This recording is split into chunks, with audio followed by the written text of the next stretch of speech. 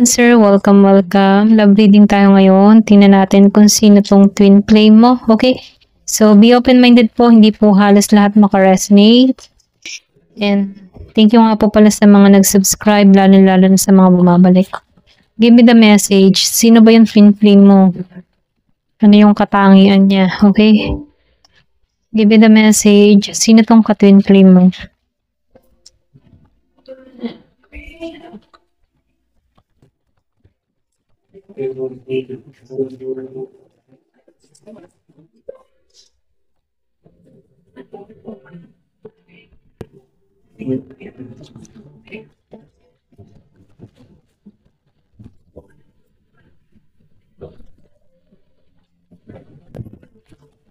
Nakikita ko dito, no? Yung iba sa inyo, pag madalas mong makita yung 11-11, so nafe-feel ko dito na malapit mo nang makilala tong twin flame mo, ano?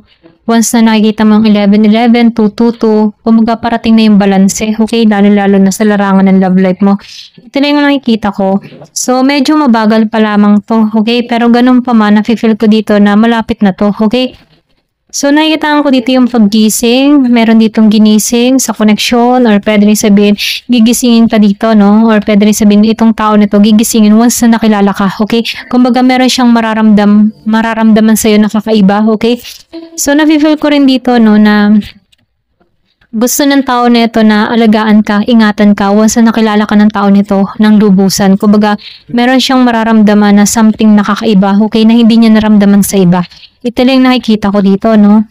So, meron ka ditong ka-twin flame na Gemini, Aquarius, and Libra, Aries, Leo, Sagittarius, and Virgo, Capricorn, and Taurus. So, nafe-feel ko dito, ang twin flame mo dito ay mahilig to mag-travel, okay? Mahilig tong pumunta sa kung saan-saan, or pwede rin sabihin ang larangan ng trabaho nito ay pa-travel-travel, or pwede rin meron tong business, okay? Ng travel, okay? Kumbaga, itong tao nito ay hindi natatali sa bahay kung saan-saan to nakakapunta, okay? Pwedeng nakakapunta to sa iba't ibang bansa, mga ganun ba, okay? O pwede rin sabihin ibang lahi, meron ditong Leo. So, nakikita ko rin dito, itong tao nito, iba yung makikita nitong katangian mo, no? Magugustuhan nito yung pagiging mo mapag-orga, maalalahanin, or pwede rin sabihin, meron tong mararamdaman na kakaiba sa'yo, okay? So, nakikita ka ng tao nito na tapat, hindi ka sinungaling, okay? Pwede rin sabihin na, syempre, pwede rin sabihin na itong tao nito ay maganda yung katayuan sa buhay, no? Kasi pa-travel-travel to, or pwede rin sabing vlogger, travel. Basta meron siyang involved na travel. Ito lang nafe-feel ko. Pero ganun pa man, once na nakilala ka ng tao nito, iba yung mararamdaman ng tao na to, okay? So, itong tao nito, una palang kita sa'yo, mapagkakatiwalaan ka niya. Okay? Kumbaga, magaan lang yung pakaramdam niya sa'yo. Ito lang nafe-feel ko, no? Kumbaga, nakikitaan ka ng tao na to na innocent, pure, okay? Lalo-lalo sa mga kinikilos mo, sa karakter mo, or kung paano mo ipinakikita yung sarili mo, okay? So, nakikitaan ko rin dito, pwede rin sabihin na may pagka-childish ka. Ito lang nakikita ko. Or pwede rin sabihin, ito din yung isa sa mga nagugustuhan mo, no? So, meron akong nakikita ditong childish, okay? Mahilig mag-explore. Or pwede rin, siya to, okay? Siya yung tipo ng tao na childish, mahilig mag-explore. Pero once na nakilala ka ng tao nito, pwedeng magbago ang lahat, okay? So, nakikita ko rin dito, itong tao na to, no? Marami na tong mga kinaharap din, ano, kumbaga itong tao nito, meron din tong experience sa buhay na kung saan hindi niya naranasan yung pagiging kumpleto, okay? Lalo-lalo na sa pagmamahal. Kaya nakikitaan ko dito, hinahanap nito sa isang kapareha ay yung mamahalin siya, okay, ng buo. So, marami tong naranasan din pagsubok, ano, so nakikitaan ko dito marami tong betrayal na nangyari sa tao na to, no, behind their back. So, nakikil ko dito, nagkaroon to ng katalinuhan kung paano kumalatis ng tao, ano, kung paano niya, maybe itong tao nito, mahilig tong, hindi to basta-basta nagpapapasok sa buhay niya, okay? Ito lang yung nakikita ko. So, marami na tong kinaharap na pagsubok kung bakit nagigitong matalino, or pwede sabihin, ito yung katangian na nagugustuhan ng tao nito sa'yo, no? Yung pagiging mong masinop, pagiging mong maalalahanin, okay? Mapag-aruga, loyal, okay? Ito lang yung nakikita ko, tapat. Ayan. Give me the message, ano pa yung mensahe. Nakita ko yung 444. So, nakikita ko dito, meron ditong bagong pag-ibig na parating sa'yo, no? So, nakikita ko rin dito, pwede rin din tong, meron lang ditong kabitsuhan, ano? So, nafe-feel ko dito, may pagkapilyo tong tao na to, okay?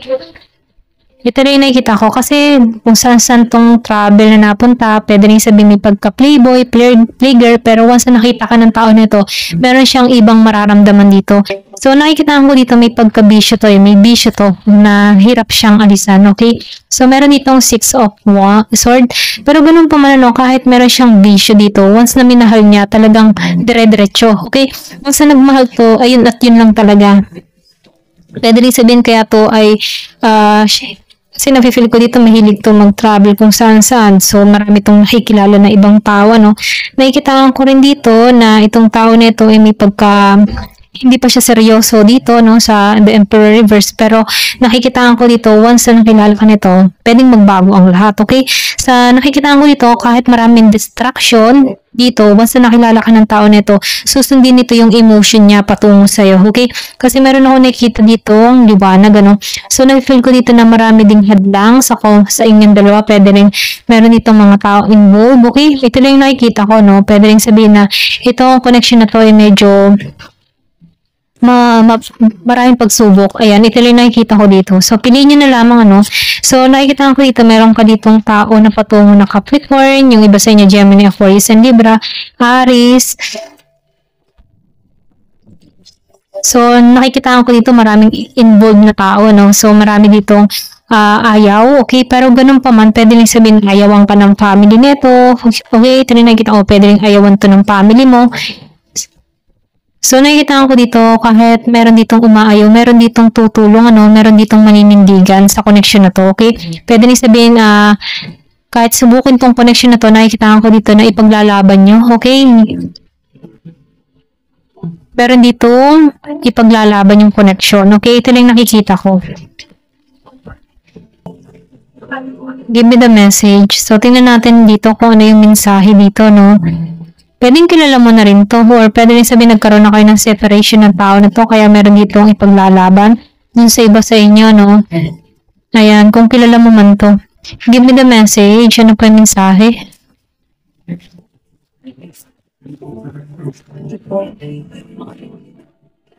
So, our love will never cease to exist.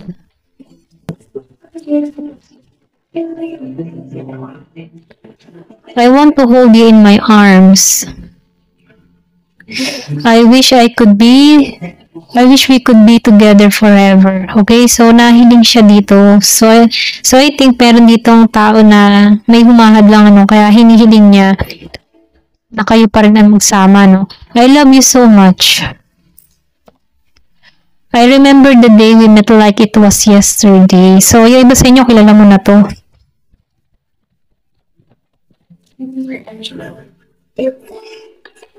Do you love me? The way I love you, okay? I miss you, di ba? Masyado tong may pagkano to, no? Kumbaga, masyadong sweet. Ayan, mas sweet. I wish you were mine. Di ba? Pulo siya wish. So, meron dito involved. Or pwede rin sabihin na meron dito umi-eksena sa inyong dalawa, no? Kaya meron dito humihiling. Baka yung isa sa inyo dito, no? Pwedeng